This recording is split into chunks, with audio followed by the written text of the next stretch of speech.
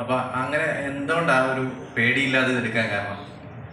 അല്ല, അങ്ങനെ നമ്മൾ ആലോചിക്കേണ്ട ആവശ്യമില്ല. ഗ്രേ ഷെയ്ഡ് ലൈഫിലുള്ളതാണല്ല. മനുഷ്യർക്ക് ഗ്രേ ഷെയ്ഡ്സ് ഉണ്ട്. അതുപോലെ ഒരു കഥാസന്ദർഭത്തിന് അത് ഗ്രേ ഷെയ്ഡിലുള്ള സിറ്റുവേഷൻസ് വരുമ്പോഴാണ് അവിടെ കോൺഫ്ലിക്ട്സ് എല്ലാം ഉണ്ടാകുന്നത്. ഞാൻ പറഞ്ഞു വരുന്നത്, ആളുകൾ അങ്ങനെ ചിന്തിക്കുന്നു. ഇത്തരത്തിലുള്ള എക്സ്പീരിയൻസസ് ഉണ്ടാകുമ്പോൾ ആളുകൾ പറയുന്നു ഇത് ഇങ്ങനെയുള്ള സ്ഥലമാണ്, ഇങ്ങനെയുള്ള ഇടമാണ് എന്നും പറയുന്നതല്ല പറയുന്നത്. നമ്മളൊരു ഫിലിം മേക്കർ എന്ന രീതിയിൽ അങ്ങനെ ആലോചിക്കേണ്ട കാര്യമില്ല. നമ്മളെ സംബന്ധിച്ചിടത്തോളം രസകരങ്ങളായിട്ടുള്ള അല്ലെങ്കിൽ ഇൻട്രസ്റ്റിംഗ് ആയിട്ടുള്ള അല്ലെങ്കിൽ കോൺഫ്ലിക്റ്റുകൾ ഉണ്ടാവാൻ സാധ്യതയുള്ള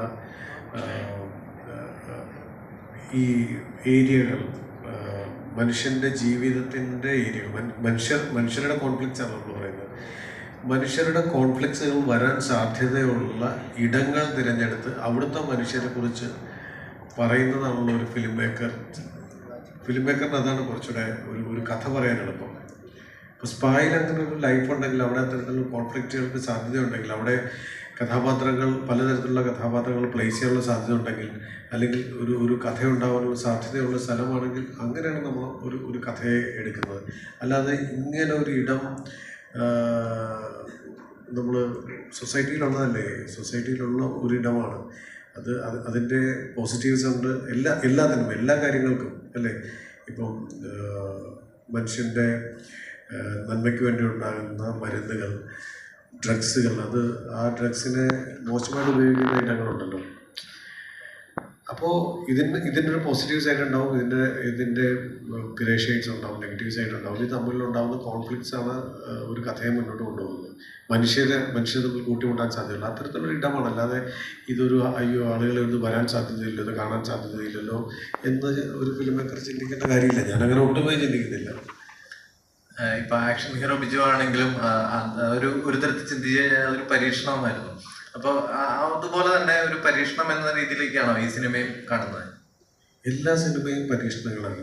പരീക്ഷണങ്ങൾ എന്ന് വെച്ചാൽ നമുക്ക് ഉറപ്പില്ല. ഒരു പരീക്ഷയിൽ പാസ്സായിട്ട് നമ്മൾ ആ ഉത്തരങ്ങൾ മുഴുവനും പിന്നീട് എഴുതി വയ്ക്കുന്ന ഒരു സംഗതിയല്ലല്ലോ ഇത്. എല്ലാം പുതിയതാണ്. നമുക്ക് അറിഞ്ഞുകൂടാ ഇത് എന്താണ് സംഭവിക്കാൻ പോകുന്നത്. ഇപ്പോൾ നമ്മളൊരു സിനിമ ചെയ്തു, വിജയിച്ചു. ആ വിജയിച്ചത് അതേ ഫോർമാറ്റ്, അതേ കഥ, അതേ തിരക്കഥയിൽ ഉണ്ടാവുന്ന ഒരു ഇതെന്തിനാണ് ഇത് മറ്റേ സിനിമയല്ലേ എന്ന് ചോദിക്കും അല്ലേ.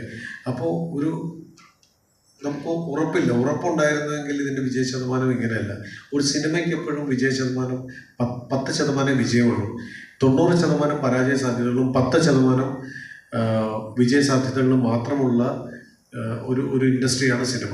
അപ്പോൾ ഓരോ കഥയും ഓരോ സിനിമയും നമുക്ക് ഇങ്ങനെ ഒരു പ്രോഡക്റ്റ് ഇല്ല. ഒരു പ്രാവശ്യം ഒരു പ്രോഡക്റ്റ് ഉണ്ടാക്കി അതിൻ്റെ കൂട്ട് എന്താണെന്ന് മനസ്സിലാക്കിയ ശേഷം വീണ്ടും അതുപോലെ ഒരു പ്രോഡക്റ്റ് ഉണ്ടാക്കുന്ന ഒന്നല്ലല്ലോ സിനിമ. അതൊരു വേറൊരു ക്രാഫ്റ്റ് അല്ലേ. ടെക്നിക്കലി എല്ലാം ഒരുപോലെ ആയിരിക്കും, പക്ഷേ അതിനൊരു ക്രാഫ്റ്റ് ഉണ്ടല്ലോ. ഈ ക്രാഫ്റ്റ് എന്ന് പറയുന്നത് പുതിയതാണ്.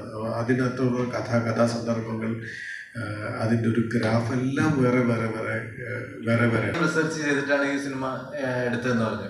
അപ്പൊ അതെന്തുകൊണ്ടാണ് അത്രയും സീരിയസ് ആയിട്ട് അതിനെ കണ്ടതുകൊണ്ടായിരിക്കുമല്ലോ അങ്ങനെ ചെയ്തിട്ടുണ്ടാവാം? എല്ലാ സിനിമയെ കുറിച്ച് ഞാൻ റിസർച്ച് ചെയ്യാതെ, കാരണം ഒരു എഴുത്തുകാരൻ എന്നുള്ള രീതിയിൽ ഒരു സിനിമാ സംവിധായകൻ ഒരു സെറ്റിൽ നിന്ന് ഷൂട്ട് ചെയ്യുമ്പോൾ ഇത് പെർഫോം ചെയ്യുന്ന ആക്ടേഴ്സ് ചോദിക്കും, ഞാൻ ഇങ്ങനെ തന്നെയാണോ പെർഫോം ചെയ്യേണ്ടത്? ഈ ഡയലോഗ് പറയുമ്പോൾ ഇങ്ങനെ ഈ കഥാപാത്രം ഡയലോഗ് പറയാൻ സാധ്യതയുണ്ടോ? അല്ലെങ്കിൽ ഈ കഥാപാത്രം ഇങ്ങനെ മൂവ് ചെയ്യാൻ സാധ്യതയുണ്ടോ? അല്ലെങ്കിൽ ഇങ്ങനൊരു സിറ്റുവേഷൻ വരാൻ